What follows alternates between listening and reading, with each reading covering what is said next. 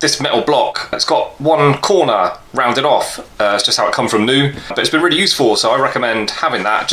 If you've just got a normal metal block, like just all straight sides, I recommend grinding that off however you can. If you've got a grinding motor, great, or if you've just got a grinding wheel, you can put on your polishing motor, just grind off that sharp corner and then tidy it up with your buff sticks. It hasn't got to be polished or anything, but just nice and evenly rounded. Doing this kind of job is really helpful because I can now do that on the edge. I haven't got to worry about my hammer banging into a sharp corner, which will either damage the corner or damage my hammer. So it just protects you from a little bit of collateral damage doing jobs. So anyway, yeah, going to start hammering.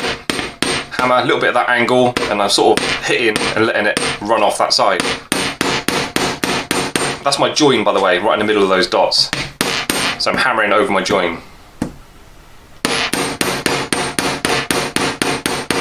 Just stretching it up, trying to stretch it more in the centre and then gradually less and less as it goes down the sides. And then regularly turn it over and do it on the other side as well.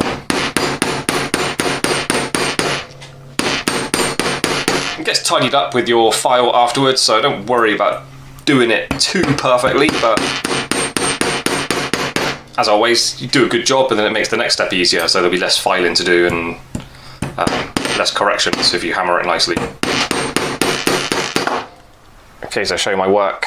So from the side, you can see just that section there is raised up. You can just raise up more the centre. I actually got mine raised up and then widened the raised bit a little bit, because putting it next to my head, that's going to be a benefit for filing it into shape.